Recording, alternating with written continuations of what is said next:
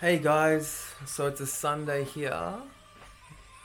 I'm just sitting at my desk downstairs at the moment. I'm supposed to be doing some creative work and trying to bore myself, but and think of great ideas while I'm bored. But at the moment, nothing is coming out of me. So I thought I'd make a summary video. A summary on. A summary on what? A summary of what I think um, will improve. I'm hoping will improve all of our lives in like it's all very well say we do well at work, but there's other factors as well. Say we do well at work, which means that you know you feel comfortable, you feel like you have a secure job, you feel like you have income, you feel like you have savings, you feel like you feel wealthy in that sense, like you feel wealthy can mean many things to many people, but in the sense where you feel wealthy about, just, the income's good, the place you work at is good, you feel like you can spend without worrying, and yeah, and you feel like, it's a good thing to be part of as well. So, so that's all well and good, but what happens in the real world at the moment? So with, the financial crisis is coming through, another version of it coming through now, um, and all the other kind of stuff that's happening. Um, what do I think we would need to do to navigate through this and approach this? So cash at the moment is going to be, if you hold any kind of currency that's, linked to the United States dollar, um, that's going to be very volatile at the moment. We don't know what laws are going to come in. We don't know if there's going to be, you're going to lose your purchasing power, which is inflation. You're going to, you know, lots of weird stuff can happen with anything linked to the US dollar. So most of the world is linked to the US dollar. So that's the first thing that's happening. And just overall, what do I think is going to happen for the next 20 years? And um, this is not a guarantee of what's going to happen, but um, uh, I'm hoping that we all jump on, like, sort of see it from my perspective for a little bit, and then hopefully that's going to be helpful for you guys as well. So, you know, essentially, um, yeah. So I'll try to explain to you why I think these things as well. So I'm not just giving you perspectives on things. So, um, right now, if you look at us as a planet, um, you know, we're all working a lot, so in general, you know, Western society worked um, on physical goods, manufacturing, industrial revolution, getting products out there. Then they changed majority of it away from manufacturing in the last 30 years into um, intellectual, banking, commerce, managing, advertising, using our infrastructure to move goods around, using our intellectual knowledge, creating products. And at the same time, the rest of the world were sort of like farmers for the majority of the time. You know, a lot of countries, in the last 30 years, while the West dropped manufacturing, the rest of the world went into more manufacturing, creating goods, phones, and, physical products.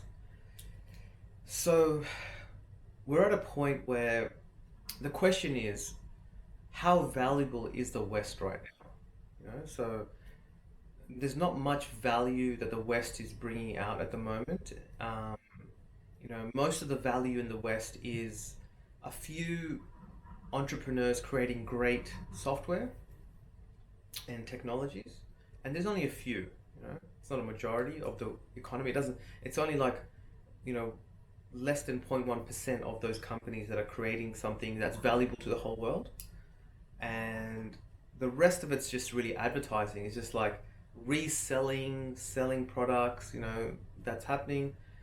I mean, in the West, we still have a industry. We still got we still do mining, we still do physical work, um, but it's less, um, it's less valuable.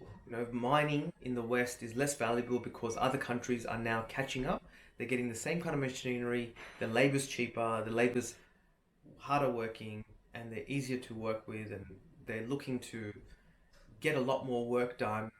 And comparatively, West cannot um, compete financially at those prices. And the technology in the West has not improved to have more work done with less effort. So if you had better excavators, better machines, then the West would have, um, even though they're working less, they would have kept up with the rest of the world, but they haven't. So the only real, you know, one of the only inputs that there's probably others as well, but is you still in the West, you still have people that physically work on roofs and all that kind of stuff, and do the tradesman kind of role, drive trucks and all that kind of stuff. So I guess this is what's getting to my point now. So where are we as a human race? Where are we going?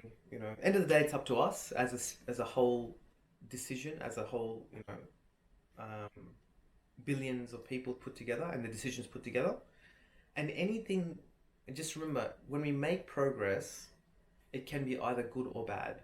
You know what I mean? So no, it's the wrong way to say it. When we make any kind of progress as a society, it can go good, it can go bad. It depends on us, our governments, and yeah, that's pretty much it. It depends on what we think about it. We created nuclear energy. We could have used it for free energy, and everybody in the world would be living on free energy right now. But we didn't use it as well as possible.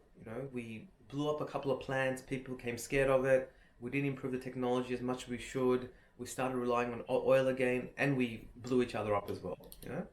So it could have gone either way. If it was ideal, we could have just made some nuclear bombs, said, don't, let's not fight anymore. We've all got nuclear bombs, so let's create a stalemate. At the same time, improve nuclear technology that right now we wouldn't need any kind of energy of oil or anything like that throughout the whole world. It would almost be almost close to free energy for the whole world. And then we could have used that energy to do numerous things. Like instead of spending our days trying to earn money so we can dig oil out of the ground and then trying to fix those oil issues, we could have spent that time improving each other's lives. So, um, my so I have a so um, you know what do I see, right? I have a heavy bias towards let's improve people's lives. Let's change the way we're doing things through better technology. Technology is not a computer. Technology is everything. More knowledge, more understanding, more every kind of change is a technology. Clothes are a technology, robots, whatever it is. Yeah. So right now, you know, the majority of the human race is, the rest of the world is like, I have to have a job. I have to scrimp and scrape every cent that I have.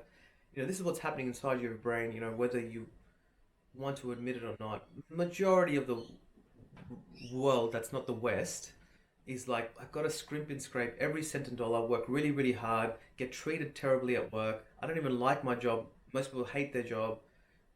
Only a small percentage do it, but even the ones that love their job would love to be able to spend more time doing other things. So that's the general state of the world, right? In the West, it's just constant anxiety, turmoil. I'm making lots of money today, tomorrow it's all gone. Making lots of money today, tomorrow it's all gone. And trying to um, do something that's, all these people in the West are trying to be like, how can I make this, do this great investment, make millions of dollars overnight? Everyone in the West is trying to do this, right? Whether they want to admit it or not. Just ask a general person, how do I have free cash flow? How do I invest money? And how do I do all these things, right? So that's just general state of it. It's not a very happy place to be. Why is it not happy? Let's compare it, right? We've got to compare things to make it make sense.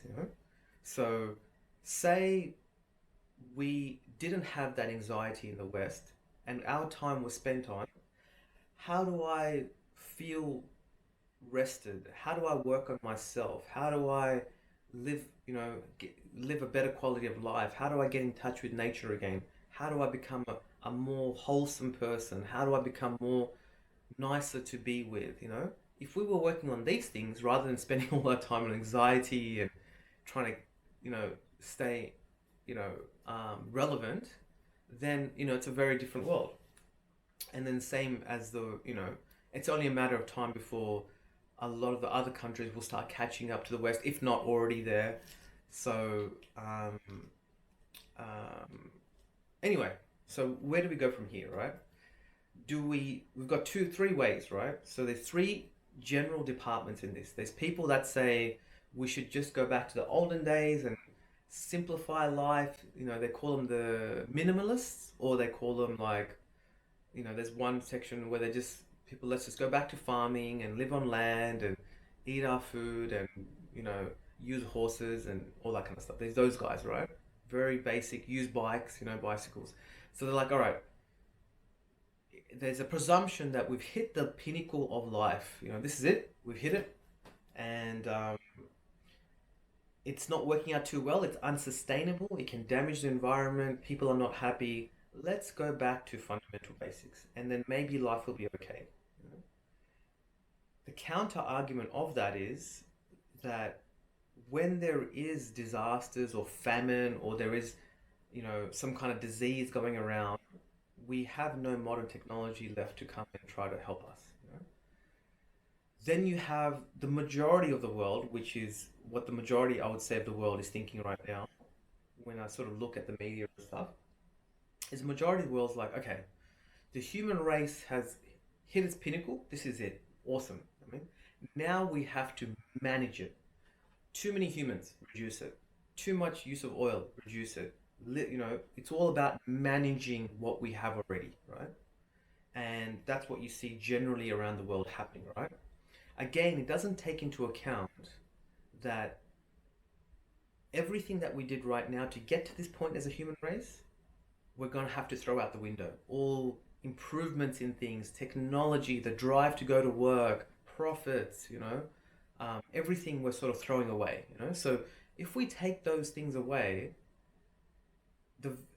that may destroy even this level. If farmers are not incentivized to go and farm and work hard and wake up at 5 a.m. and do all these innovative things and invest money and risk their livelihood and risk all the investment, maybe we won't have any food anymore. So these people that are trying to manage us right now, manage the world right now, which is the majority of the politicians, and that's the perspective that is, it comes on the presumption that we've hit the pinnacle of human race.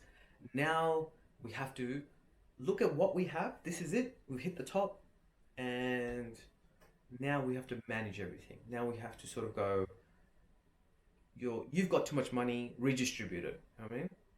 But the counter argument for that is the person that created that idea for that technology, which is like a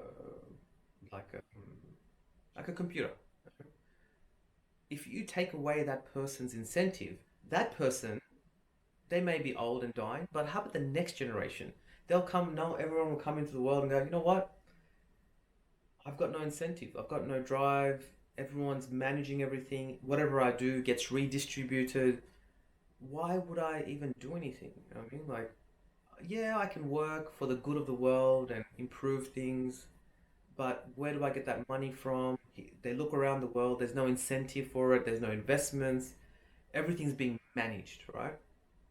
So under strict management, all creativity, the stricter the management, the less creativity, the less progress happens. So just keep in mind, that applies to everything, right? So I'm getting to my point. So then you have the last people, right? And this is where my bias strongly is, where I'm a big fan of technological improvement. So technology is not a computer or a robot or a gadget, it's everything. Knowledge can be a form of technology. Understanding humans, psychology, a book, writing that book, compiling that book, organizing that in a book in a way that everyone can understand it throughout the world. That's a technology. Every single thing is a technology. So, you know, people may say, well, technology could ruin everything. Absolutely, it can. But let's look at this, right? At every given point in human progress, from the time we created a fire, we probably killed a few people by mistake, or burned down forests and killed, all our livelihood, and almost killed ourselves. And, we probably burned down the whole forest and we couldn't have any more food and the whole tribe died. And that was the end of that civilization. Of course, every single time every day, every moment, there's a technology change and someone says no. There was taxi drivers, now there's Uber. There was, you know, when the buses first came out, people said no buses, they're too big, they'll damage the road, they take too much space. And now look how valuable buses are. Trucks, everything started off with a no. So, but then technology, people eventually gave into it, right? So this is where I'm like, where are we as a human race? Are we at our pinnacle?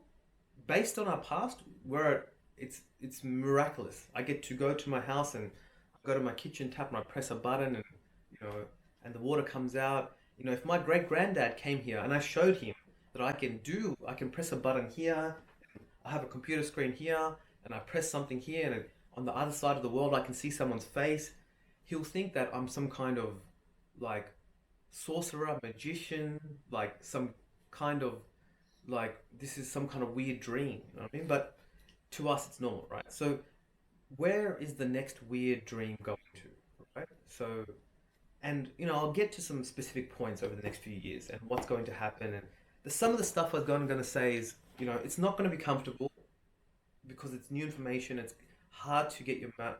It's, we don't. It feels a little bit uncomfortable. It goes against some of our pre-understandings, our morals, our ethics, and all that kind of stuff, right? Um,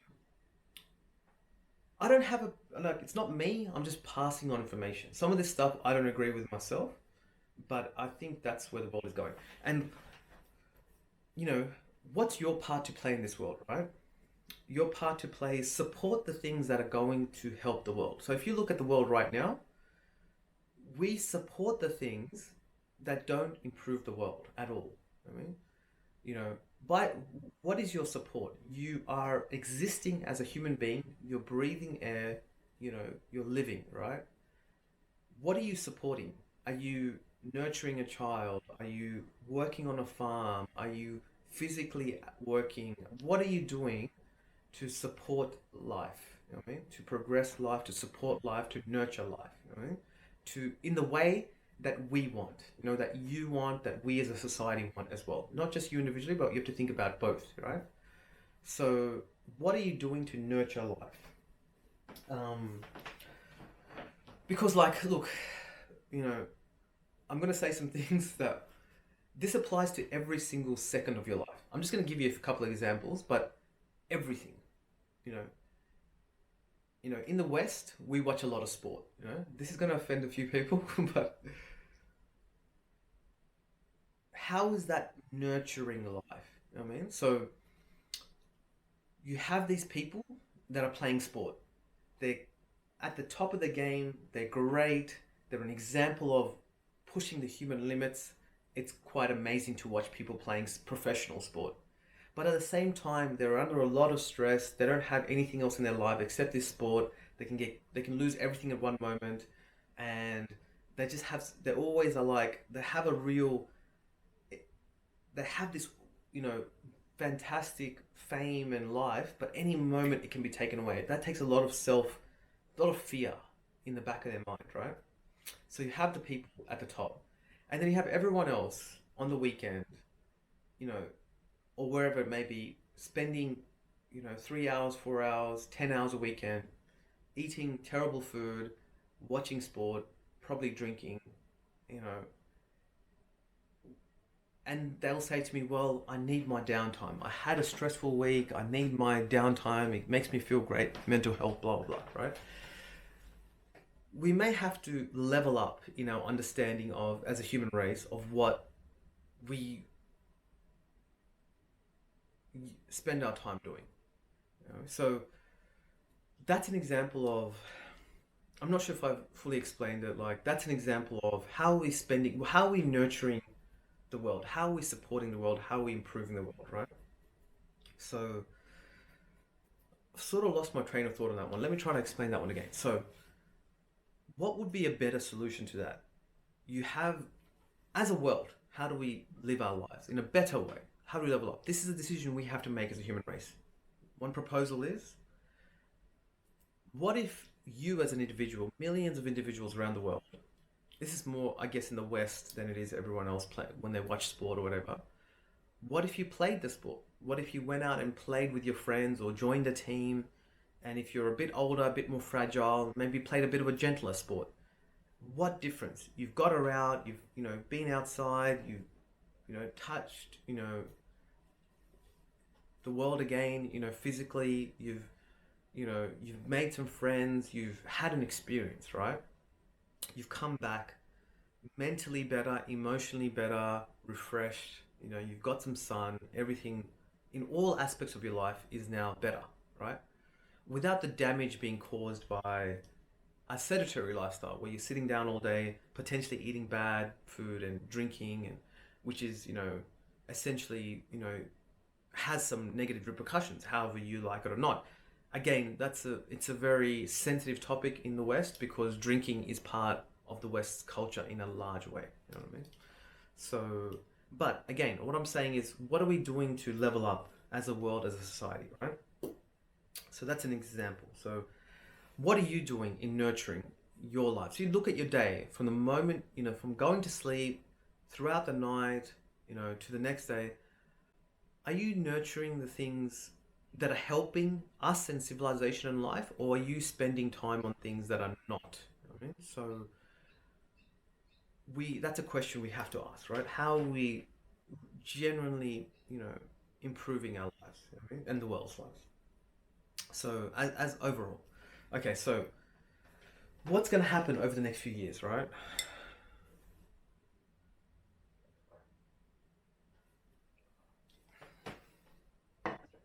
And now, because who is helping you in your life? Your politicians, your teachers, your nurses, your doctors, the technologists, who's genuinely helping you in your life? So, um, sorry, this is going to turn off shortly, so I'll have to get a new SD card.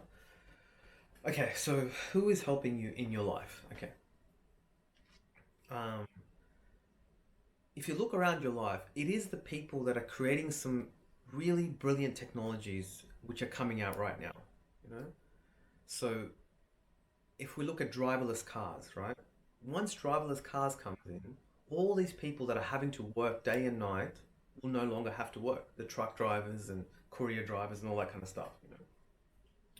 So because the packages may not be gone in driverless car, but they'll be put in little robots that will deliver packages everywhere.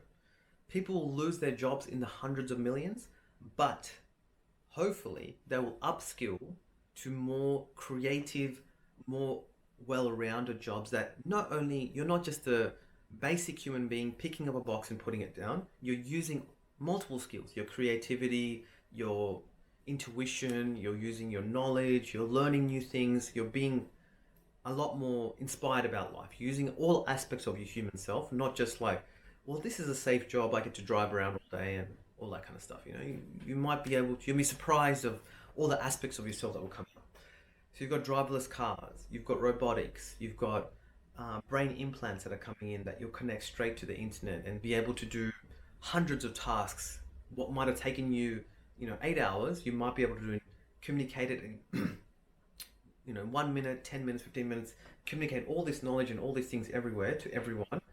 And then that will go into an AI chip, an AI inside the computer. And then what might have taken you 3 weeks to make an app, or 6 months to make an app, you've got an idea, you through your brain chip, you give it to the computer, the AI creates a brain app. Sorry, an app that may be useful to the world. And it's done in half an hour, not 6 months. You've got potential healthcare through some genetic engineering, which has started big this year. You've got potential and what happens to your kids in schooling. So I'll try to break down each and every aspect of this, and how it's going to be applicable to your life, and why I want to recruit you, your energy, and your attention into this to the better of the world, you know? So give me one moment. I'm just going to change the chip on these SD cards. Okay, I've just got the new SD card. So I'm droning on and on. That's my drone that I recently figured out how to use, which is awesome. But how does this all apply to your lives and kind of stuff? So again, take it with a pinch of salt, but I'm definitely wrong in what I'm saying. Everything I'm saying, it can go another way.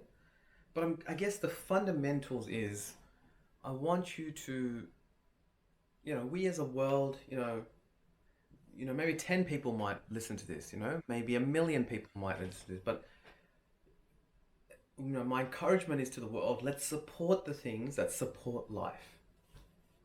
So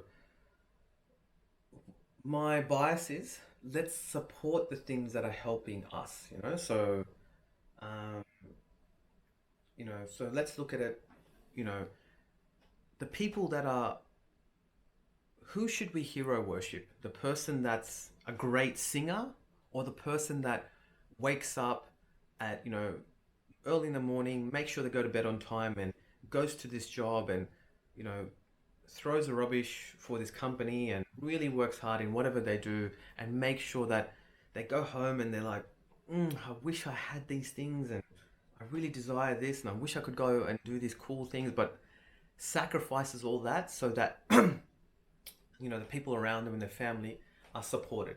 Is that a hero that has these that has a desire when they get home to do other things, but takes that money and resources and puts it towards, the people around them, and supports life? Is that a hero, or the person that gets up on the stage and sings? Let's look at who's really helping your life.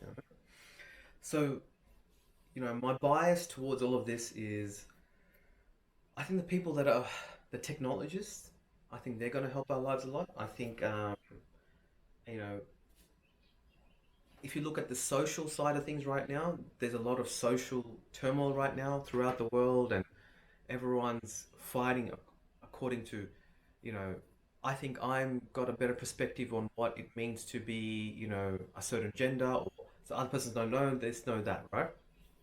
But, to bring some perspective into it, um,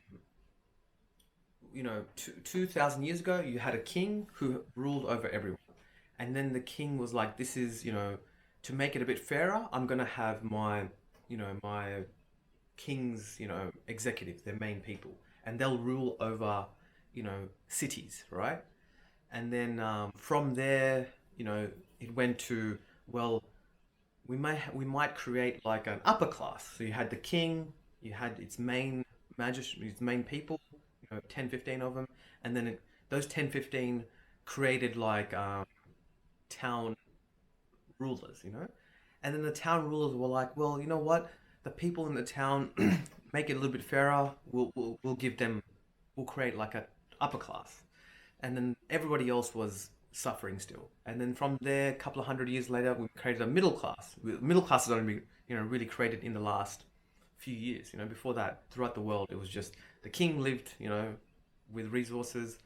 Everyone else sort of served them. They had their, right, left hand people, and then, everybody else was excluded. So initially, it was the king was the only one that was included, and then it went to a few of their top people, and they were included, and then then it went to a couple of their you know land rulers, they were included, and then there was an upper class that was included, and then only recently the middle class has been included in the game, and then the poor are slowly starting to be included now.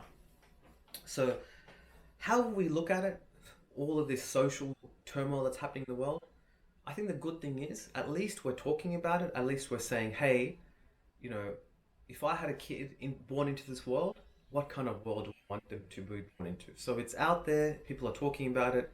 But end of the day, I think the good thing is we're all being more inclusive than we used to be as a human race. So that's my take on everything that's happening. Maybe that might bring a bit of mental peace to you. Hey, as long as we're all talking about it, there's a bit of discussion, there's a bit of um, you know, verbal fights between people all over the world, but at least we're being more inclusive. And hopefully that leads to a more inclusive world where you walk into the world and you're like, you know what, this is a world that I'm happy to bring my kids into. It's a world that that I see hope in, and it's a world that I see a better world. Anyway, that's the social side of things. In terms of technology, what and how that will affect you, your kids, and what decisions you make, and all that kind of stuff. So let's just we don't know this for sure, but let's start somewhere, right? Let's start somewhere, and then we can change our mind if things change over the next few years, right? So there's going to be a few major things, and your decisions right now have to be based on these major things, right?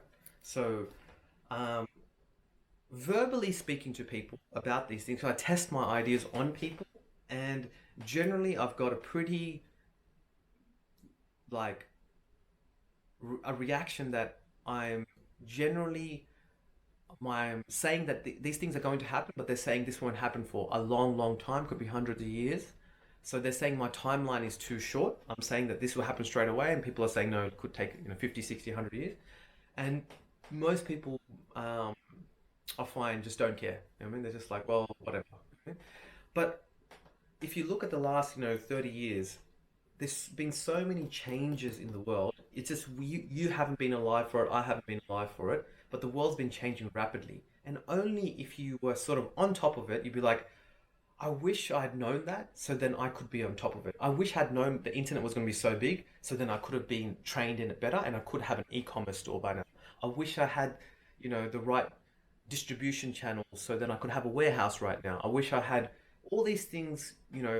Some people predicted it, and they've done pretty well out of it. So we're trying somewhere to predict what's going to happen in the next few years, right? So this is one that it's getting old. I've sent it so many times. It's driverless cars, right? Large populations of this world are now drivers of some kind and delivering packages or some form of driverless, right? Once we don't need that, that's a lot of free time people will now have. They'll have to be retrained and find new jobs, or we have to give them some kind of government benefit, right? But essentially, just like everything in life, we used to have to walk down to the creek and get water, but now we just turn on a tap and it comes. So everything in life is improving, right? So this is an improvement. Yes, majority of the world, and even probably majority of people listening now will be like, ugh, that sounds like we're gonna make life worse for these people. It's only temporary, but it's them, but you're next. I guarantee you that. Whatever your role is right now, technology is coming for you. So let's just, rather than fight it, embrace it, right? So once driverless cars come in, there's going to be a huge improvement in output as a world, less money spent, cheaper deliveries. It's going to be electric, there'll be less gas output. It's a lot of improvements for the whole world, right? How will they deliver packages? Packages may be delivered in many ways where there may be a robot inside of the car that will sort of leave the package at your house, or it might just be individual robots that sort of drive on the street and just drop it at your front door or something. They've already got that already in some places. Um, so, end of the day, you know what I mean? Like, you've got to think about it. Like, I'm not doing this. I'm not making robots so that everyone's life is better. I'm just passing on a message, right? And end of the day, people will fight this, right? But if you really ask them, what are you fighting for? Are you fighting for people having to work 12 hours a day? Are you fighting for bosses being stressed? Are you fighting for employees being stressed and underpaid, whatever it may be? What are you fighting for? You know what I mean? So why are you looking to keep our current world in the current position? Is it really worth it? You know what I mean? Or should we embrace it and move forward, right? Again, everything that changes, driverless cars can be abused, you know what I mean? In many ways. Maybe all this extra income and all this free time for the world, only a few people that own all these driverless technologies will take all the money and not sort of make it fair for the world. You know what I mean? That can happen. A lot of bad things can happen. But that's why let's we as a human race and governments and management, we have to encourage the world to go, okay, well, this thing has been created, this technology has been created. Now let's use it for the good of all. And let's be proud of the world that we can bring the future generations into. So we've got that. We've got numerous technologies that will improve our environment right now. You can probably see all the boats that collect all the rubbish right now, and a lot of them are electric. And scientists have created bacteria that apparently can eat plastic, which will be amazing for the environment. Better some forms of plastic. Okay, so what's driverless cars got to do with you? You need to aim to buy a car right now. Say the car right now. I know majority of the people on this will not be able to currently afford it, right? But also you will be in the next few years as incomes go up.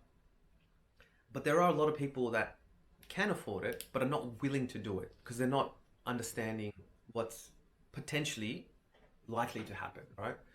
Because yes, we all know the basics, less petrol costs, and there's a thousand advantages to driverless cars. But the biggest advantage people don't realize is if you spend, say, whatever your currencies are, USD 45,000, Australian 70,000, some other currencies, $100,000 on these driverless cars, in in time to come, say you've bought it for 100,000 and your car's sitting in the front yard and you go to work, you come home, you go to your friend's house, whatever you do, the majority of the time the car's sitting there doing nothing. And people that don't have parking space, not willing to spend the money, whatever, whatever, just like an Uber, will say, "Hey, can I go from here to here?" You will put your car on the network, and your car will just drive around all day and just make you money. So the car that you spent, say $100,000 on, is now making you money. So what's the value of the car?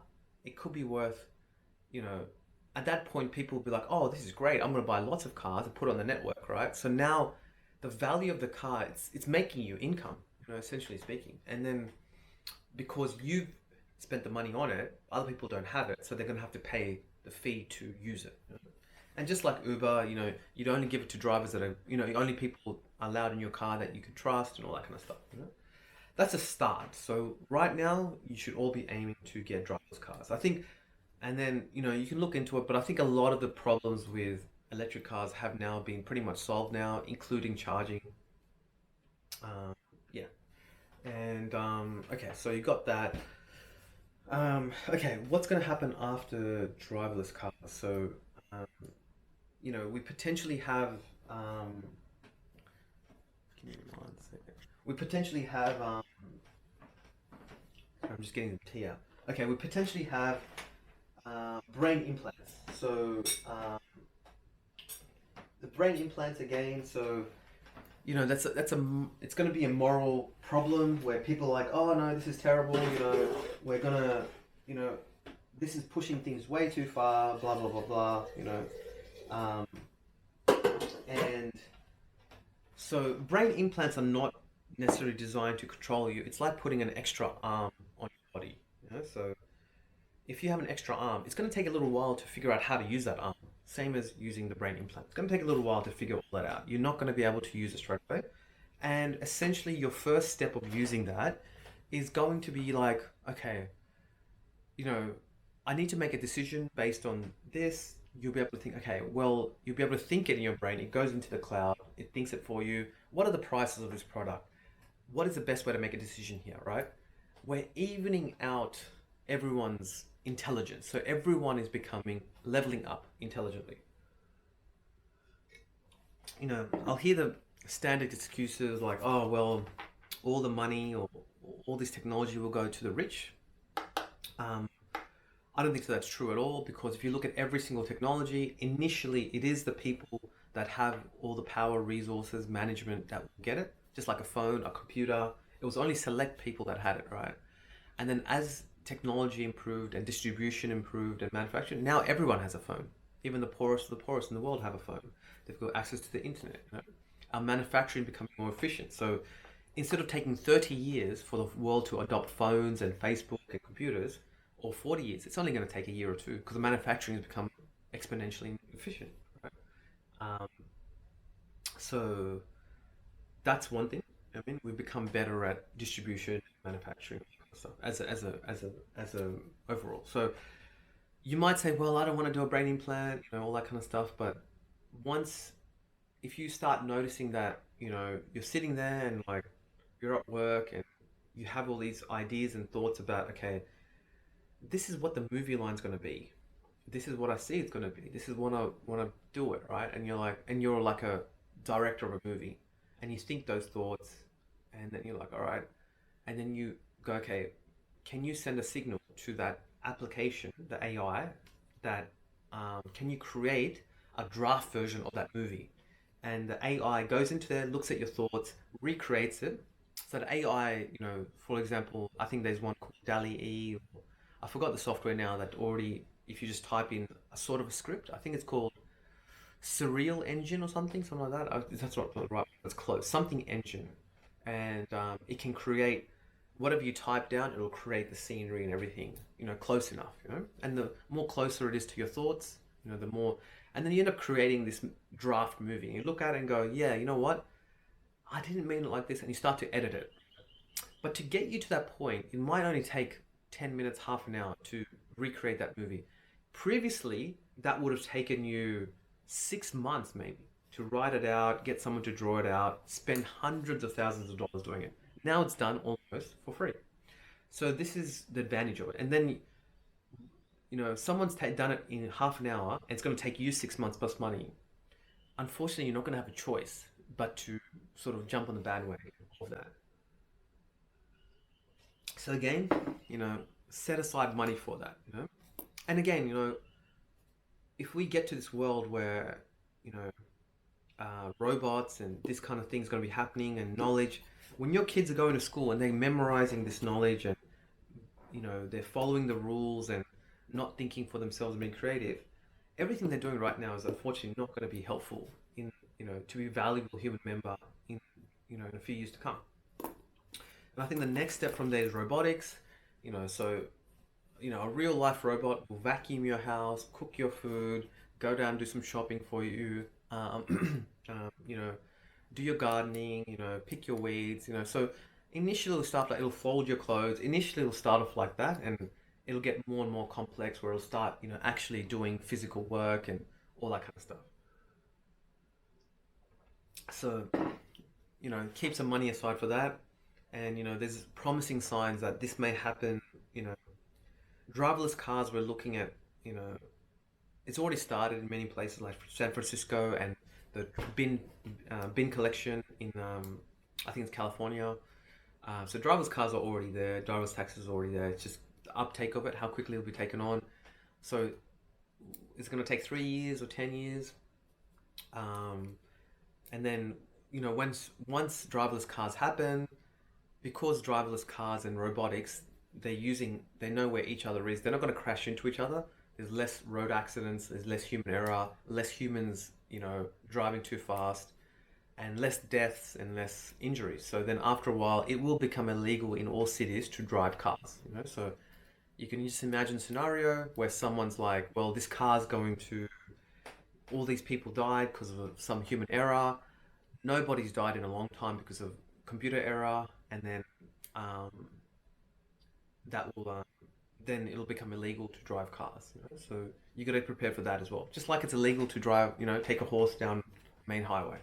Same thing. So okay, so you've got that. You've got your brain implants. You've got what happens after that? Um, robots, like physical robots, that will be helping in many different ways. So then the jobs that were physical no longer be there. There'll be an uptake. Initially, you sort of have to train the robots what to do. After a while, the robots will start to sort of figure out what to do by themselves. In terms of robots hitting human level intelligence, which is being able to look at the world and make decisions. So I have sort of done some reading on that recently, and that's called artificial general intelligence, based on our based on the Moore's law. Um, that won't happen for a long time. So all the robots are still going to be the physical robots are based on We have to give them the rules, we have to give them the ideas as humans and tell them what to do, and the creative knowledge and the thinking and everything that's still done by us. The robots will do it based on that.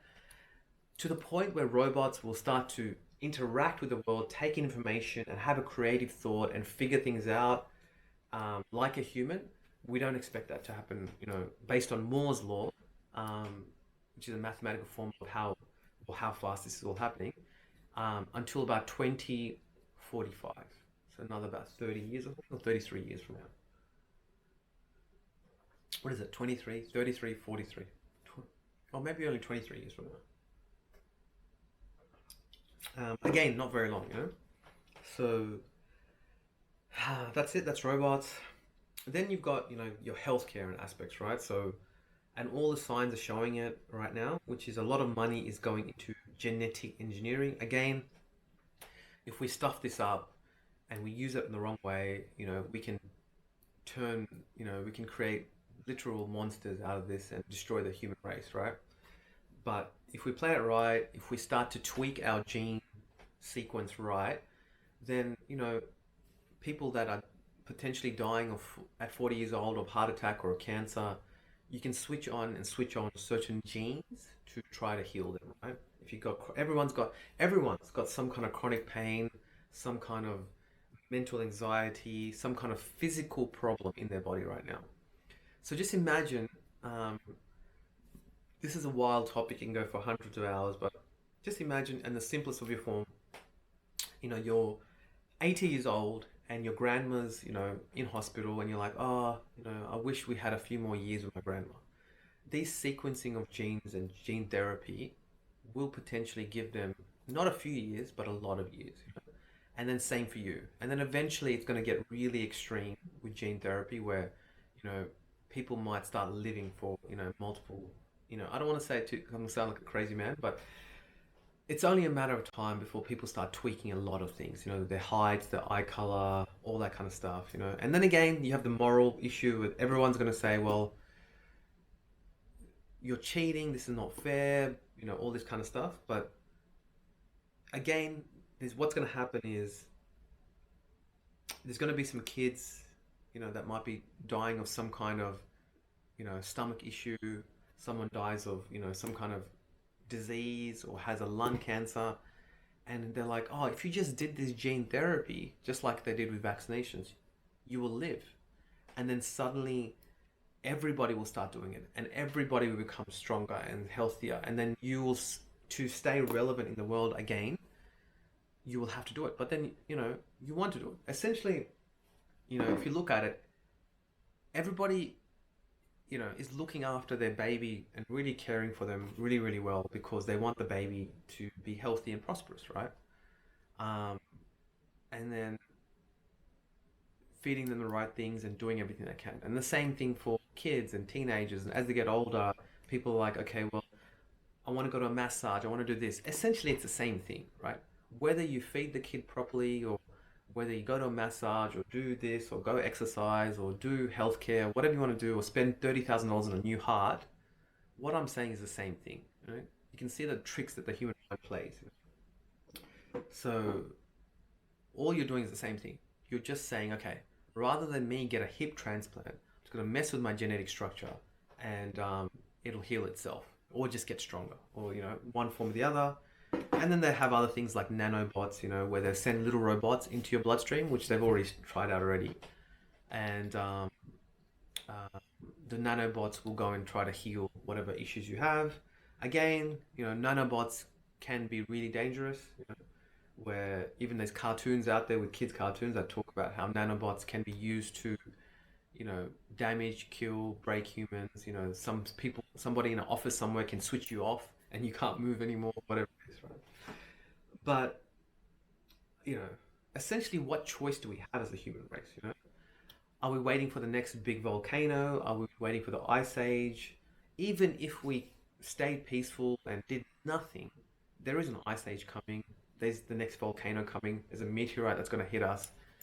If we want to keep the world surviving and the next generations going, we're going to have to create technologies to, you know, defend ourselves against comets or whatever it may be, right? So okay, so then okay, so you've got your gene therapy. So again, you want to keep some money aside for this and get ready for this, right? Um, and then so overall, what should your potential goals be in life right now? So if you're thinking, okay, I'm gonna save money right now for my retirement, by the time you retire in 10, 15, 20, 30 years, it's gonna be a very different world. It's gonna be a world of extreme, comparatively now, we'll be 10 times richer as a world. Right? So much more resources. Just like we're, in the last 100 years, we're 100 times richer than we were someone born 100 years ago.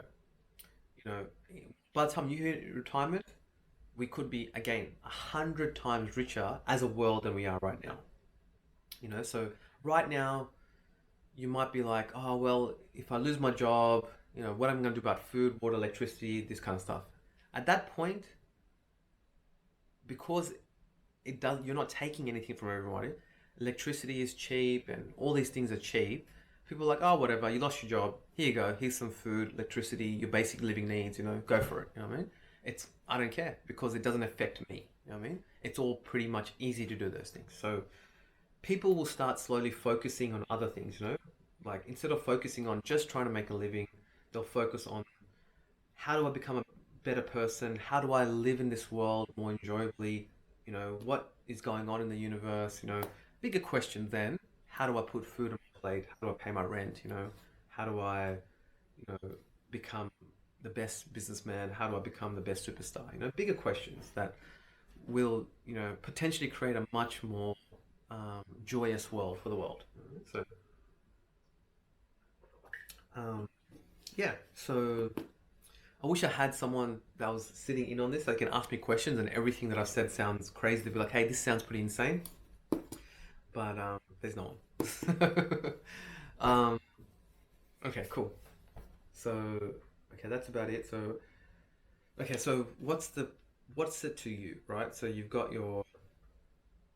initially you've got driverless cars. You'll have 100 other technologies from then. You've got, chat GPT and AI and everything that's going to do. And again, I find that everyone's very negative about it, but the simple fact is, your output as a human will increase by 10 times. If you were only able to um, do one blog per day, you will now do 20 blogs a day, using AI. So we're just adding a lot more knowledge and we're adding a lot more to the world. Again, there will be some people where you'll lose your job, there'll be volatility and all that kind of stuff, but you got to get ready for it now. You got to sort of make some predictions and be ready for it, expect it, and all that kind of stuff. So essentially, what's the point of all this? We're creating a better world for everyone, not just a certain amount of people, for everyone. So, um, and the hidden risks, there's millions and millions of hidden risks that can bring down a civilization and bring this all to a crashing end where we end up starving and dying, right? Millions and millions of risks that this can happen, right? We just don't notice it, we don't pay attention to it. You know, it just takes one really bad disease. Well, COVID was a good example of it, but if COVID, just imagine if COVID had a death rate of say 10%, 8%, you know what I mean? No one wants to leave their house, even medical people, and people start dying in the droves. Where's the food going to come from? Where's the military? You know what I mean? What if it had the military couldn't get involved because it was just like a huge virus that if one person caught it, the whole base was wiped out. There's a million things like that that can wipe out humanity, right? So these technologies, each one, are fixing that. For example, improving our farming. So if something happens to one of the farms in one of the countries, we have so much excess farming in other countries that they can step in and help out for that period of time. You know, if there's a disease in the crops or whatever. So how does this affect you? So again, we're creating a better future for all. Um, the specifics of what I'm saying may be wrong. It may not be this technology, it may not be, driverless cars or whatever it may be. But the point is, get the general gist of it. You need to start to expect these things to happen. You need to sort of make your best preparations for it. You need to work on this every day and look at the world, go, what's changing? Where's my role in this world? How is my life improving? What do I want out of it? You need to be, yeah, working on these things from now, and your kids and your friends and all that kind of stuff around you. So yeah, so once we've got the driverless, we've got these robotics, we've got these things, and all these things are happening. Um, it is up to us again right now that we have to make sure we elect the right people as our governments. If we, and, so encouraging, social good. So if you bring up kids in a certain way where they're more socially responsible, looking at the world as a whole, um, then you might get better politicians. You know what I mean? That will make better decisions for the whole of humanity, and the world as well. Not just humanity, but the world in large. Like we're seeing a lot of extinctions of animals, which is really sad because like these animals have been around for millions of years and they're going extinct. Like we should be a lot better than that. So if using these technologies and better farming methods, more efficient, less land use, letting the environment heal, fixing our damages, not using fossil fuels, getting, there's so many cool technologies and they're planting new forests and using distilled water to make forests. There's hundreds of cool things that give a lot of hope to society in the world. So yeah, this is about hope, I mean? Hope that yeah, you know, as long as every step of the way we as a human race are using these changes in a good way, then we're going to be okay. You know what I mean? Like if we're starting to create robots that are really helpful, but then we start using them to fight each other, just like we're using drones right now. Drones were supposed to be really helpful. Drones can be used in farming, get rid of pests, pick fruits. There are drones in Holland that actually fly there, pick the fruit, put it in the box. All these great uses of drones, right? Security, but now they're just using it to blow each other up, right? So we want to use these things in a positive way. We don't want these mega companies that are really good at AI and robotics, and that start to, not distribute, you know, if people lose their jobs as a society, we need to take some of that extra wealth that we've made and give it to the people so they can survive and, and recreate a new life for themselves and re-educate themselves and recreate a new job, whatever they want to do with their lives. Um, and essentially, what are we fighting for? We're fighting for the freedom to live the life that we want, spend the time that how we want, if we want to spend it working 20 hours a day and 4 hours sleeping, figuring out how to do this technology so we can go to Mars and being dedicated to that and not showering ever and all this kind of stuff, do that. If you want to do nothing all your life and just chill, do that. This is, I guess, these, think about the fundamentals of what we are actually fighting for as a human race, right? Or want, is a fighting for want, whatever. It was just like, well, that was pretty good. We've got here, we've got food, water, electricity, we've got a society, we've got a government, but what's next? What could make it better? That's pretty much what's happening right now. Right? That's always been happening, right? So back to these risks that are hidden. So this is why technology is so great because all these hidden risks that potentially can damage the world and lead to all these problems. Um, Hundreds of them. I can't think of one right now, but there's millions of them that can lead to destruction of everything that you've worked for. Everything that you care about. So we are fixing these things. Even governments that are not have power, but they're not using their power well. Things like decentralized money will force those governments to make better decisions, or get rid of the governments and have private companies that we pay to govern our cities, and they compete for tenders and all that kind of stuff. So there's all these little options. We don't know which way it's going, but I guess just again, it comes back to the fundamental. From the morning time you wake up to the time you go to sleep, how are you spending your time? Who are you encouraging? Are you encouraging some person that's a superstar singer, and they're the best in the world? You're cheering them on, you're buying their CDs and whatever you're doing. How is that helping you, the world, and everyone else. It's nice, definitely is.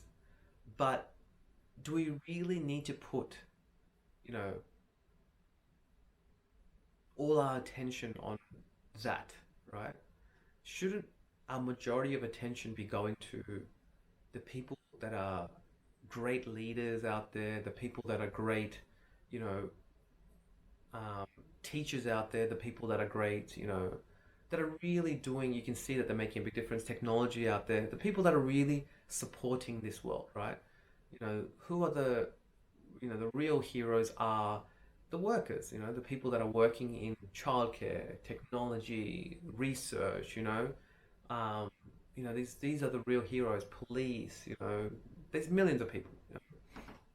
So if we put majority of our attention on people that are making your life better, the people around us better, and all that kind of stuff, and rather than putting on a pedestal and putting all our attention on things that really are good, I can't say they're not good. Music is great, sports is great, all this stuff is great, right? And all these superstars are great. But maybe let's put 2 or 3% of our attention on those people and put 80% of our attention on the things that really matter, that are going to affect you and your kids' lives, I mean, and your friends' lives, or if you don't have kids or whatever, your pets' lives, what I mean? And your friends and the whole world as a whole. So that's about it. I guess, yeah, I wish I did have some, like, feedback from people saying, oh, I don't agree with this, I don't understand this doesn't sit well with me. I'll try to think about it from everyone else's perspective. Generally, everything I hear from everyone is like this. Um, is Generally most people are quite negative against these things, but think for yourself. What's the alternative? You know, when you wake up to go to bed every night, what are the things that are plaguing you inside? That fear. Are you worried about your income? Are you worried about safety? Are you worried about the next war coming to your place? Are you worried about electricity being turned off? Are you worried about, your house being taken away by a terrible government because of fraud? Are you worried about the laws? Because technology is also improving the laws as well, based on, um, I can't remember the terminology, but it's because contracts are being decentralized. It's not like one government is, you know, is the has the monopoly. So these are words that people.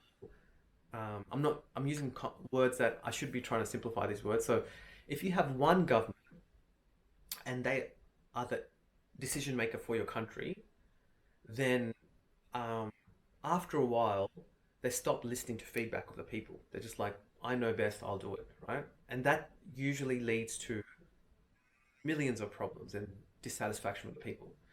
If we flip it and we have more of a decentralized government where people are making decisions for themselves, then the power sort of balances out, where the government has to more listen to the people.